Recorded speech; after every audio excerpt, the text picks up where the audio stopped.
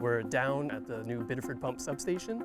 It's a 34 to 12 kV substation with 2 transmission lines that are coming into it.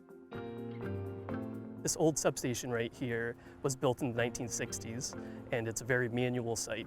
The transformer is overloaded at certain points of the year, and that's really the whole purpose behind building this new substation. This one has direct connections to what we call the Energy Control Center, the ECC, and they are actually able to fully control it from a remote location. We're using gas-insulated switchgear, which is a new technology. It's a built-in squirrel guard.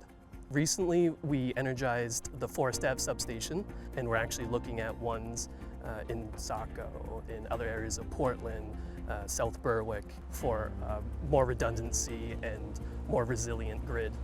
The advantages of redundancy in the grid really comes down to keeping the light on for the customers, and that's what we work on day in and day out.